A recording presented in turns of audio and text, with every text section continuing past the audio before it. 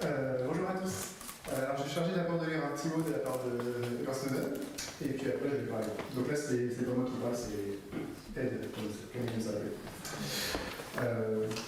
Je suis très honoré d'être ainsi reconnu par votre association et je suis fier de partager cette reconnaissance avec les collègues qui ont pris tant de risques pour s'assurer que le public puisse être informé sur des sujets aussi cruciaux que la guerre et la paix. J'exprime ma plus profonde solidarité envers Chelsea Manning qui vient d'être emprisonnée pour la seconde fois parce qu'elle a choisi de vivre pleinement ses valeurs, et envers Sarah Harrison qui a mis en péril sa propre liberté pour préserver la mienne.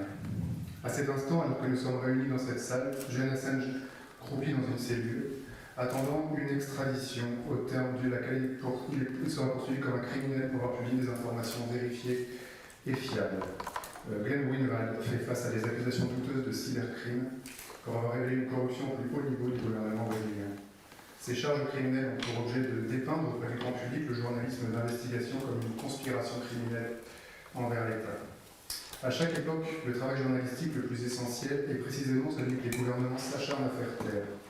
Ces persécutions témoignent que ces gouvernements, même démocratiques, sont prêts, et s'ils en ont les moyens, à enrayer le travail de la presse. Il dépend de nous qu'échouent ces atteintes à l'encontre des journalistes de leurs sources. Et il dépend de nous qu'un jour, pas trop lointain, nous nous retrouvions tous ici, en chair et en os, dans cette salle. Merci beaucoup pour votre soutien.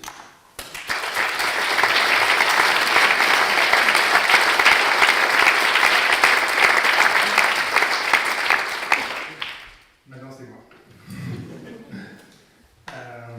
Dans un texte publié en 1986, Jacques Derrida avance qu'il y a des moments de l'humanité où des individus ou des situations particulières en viennent à incarner quelque chose de beaucoup plus grand qu'eux. Ils incarnent ce qu'il appelle le destin de l'humanité, le tout du monde. Une situation dans laquelle chacun sent qu'il en va de la gouvernementalité générale, de l'économie des forces à l'œuvre dans le monde, et à laquelle chacun d'entre nous est malgré soi exposé. Derrida affirme, alors qu'il écrit ce texte en 1986, que celui dont la vie synthétise ce tout du monde, c'est Nelson Mandela. Il mentionne aussi ce qui se passe en Palestine, Israël. Je pense que ce qui se passe aujourd'hui, autour des figures que nous honorons, Edward Snowden, Chelsea Manning, Sarah Harrison, Julian Assange, représente ce type de situation où le destin de l'humanité est en jeu. Le sort de ces 4 individus est aussi important et devrait susciter la même indignation mondiale que celle de Nelson Mandela. Il en va aussi dans ce combat de la protection de la vie et de la mise à mort, comme vient de le dire Ed Snowden, de la guerre et de l'État, de la vie privée et de l'exposition au pouvoir, et de ce que l'on appelle parfois la démocratie. Le texte de Derrida s'appelle « Les lois de la réflexion », car ces moments où une situation spécifique en vient à synthétiser des forces globales sont souvent des situations où une tradition se retourne contre elle-même, où tout le monde utilise les mêmes mots et les mêmes valeurs, se revendique de traditions identiques, en sens que le conflit produit une autodestruction de la culture habituelle et instituée qui oblige à réinventer les fondements et les pratiques. On le sait, Nelson Mandela était avocat, et il a utilisé la tradition du libéralisme occidental pour combattre ses oppresseurs qui eux aussi se revendiquaient de l'Occident. N'est-ce pas exactement une situation identique qui se déroule sous nos yeux, où les 4 figures auxquelles nous rendons hommage se revendiquent les mêmes valeurs que les gouvernements qui les menacent, celles du droit, de la démocratie, du respect de la loi. Comme vous le savez, il y a une différence notable entre Snowden, par exemple, et Julian Assange. Assange a eu une sensibilité un peu comme moi, libertaire, anarchiste. Il a toujours exprimé une forme d'opposition par rapport à la raison d'État, alors que, comme il le raconte dans ses mémoires, et comme il suffit de l'écouter ou de le lire pour le savoir, Snowden est plutôt un conservateur. C'est quelque chose de très classique chez les lanceurs d'alerte, car ce sont par définition des individus plutôt conformistes à la base. Ils sont intégrés au système, ils croyaient au système, c'était pareil pour Chelsea Manning. Dans ses conférences, Snowden ne cesse d'employer des mots ou des concepts extrêmement classiques, peut-être même conservateurs, mais paradoxalement, c'est ce conservatisme axiologique qui le pousse à se trouver dans une position de frontalité par rapport à ce qu'on appelle l'ordre démocratique libéral et aux gouvernements qui sont censés représenter ces valeurs. Et voilà alors la question qui se pose à nous. Est-ce que le destin de ces individus ne montrerait pas que nous arrivons aujourd'hui à la fin d'une certaine histoire de la démocratie, c'est-à-dire à un moment où toutes les valeurs sont en crise? Nous ne pouvons que très difficilement défendre ces figures en invoquant les valeurs de l'état de droit, puisque ce sont précisément des États qui se réclament de ces valeurs qui les persécutent. L'emprisonnement de Assange est légal et conforme à l'état du droit. La torture de Chelsea Manning et son nouvel emprisonnement sont légaux.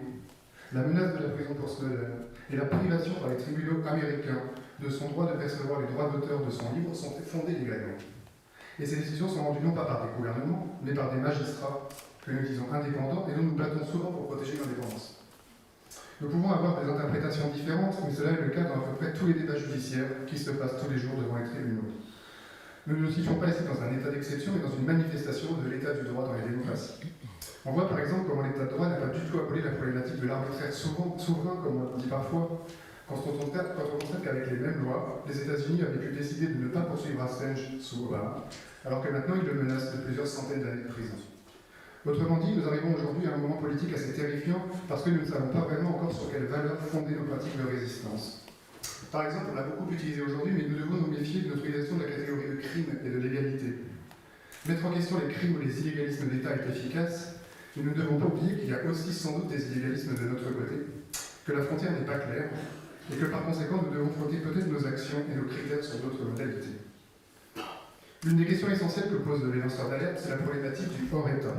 Est-il possible de créer un régime du discours qui ne soit pas préalablement préconstitué par l'État, qui à la fois puisse échapper à l'État et s'opposer à lui?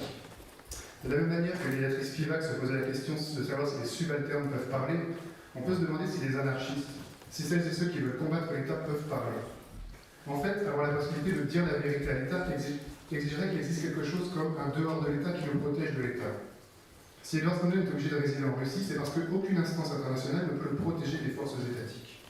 Snowden, Assange, Harrison et Manning me semblent devoir être les points de départ d'une régénération de quelque chose comme une communauté internationale, de quelque chose qui protège les prises de parole qui se situent au-delà des États.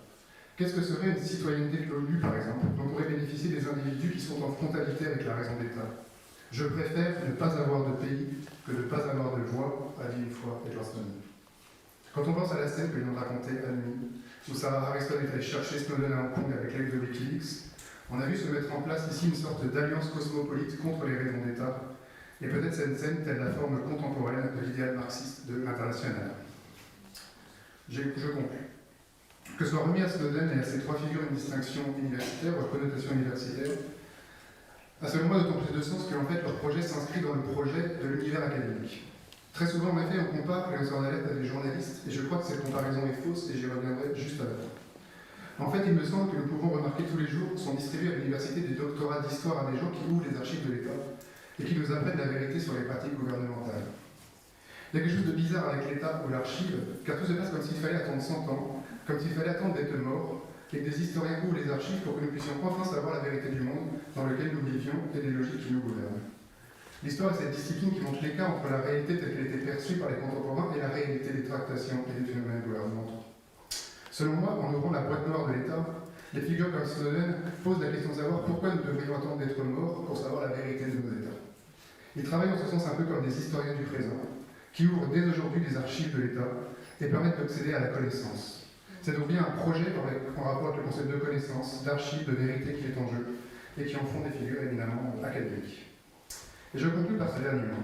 Je sais bien que beaucoup des enjeux qui tournent autour de ce qui se passe sur Wikileaks ou de Greenwald maintenant posent la problème de la presse, du secret des sources et de la capacité des journaux à publier des informations secrètes.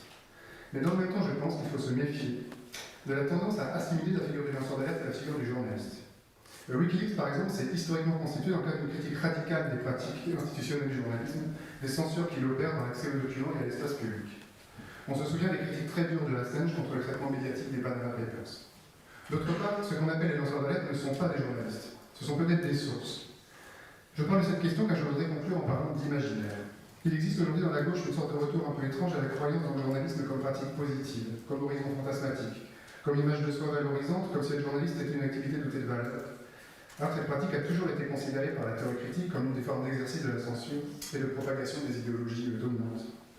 Le devenir journaliste, c'est pour un sujet un devenir témoin et passif, et c'est une étrange manière de se définir quand on s'inscrit dans le camp progressiste. Pour moi, la figure du lanceur d'alerte relève plutôt à la figure active. Aussi, il faut dire une figure trouble qui renvoie à la figure de celui qui, dans une institution, agit contre l'institution. C'est la figure de l'action directe, de l'infiltré, du saboteur. C'est le pouvoir s'acharne sur les lanceurs d'alerte alors qu'il ne s'acharnait pas aussi violemment contre les journalistes, on pense à Valérie Lesberg par exemple. C'est bien parce que c'est une figure plus dangereuse et plus sulfureuse.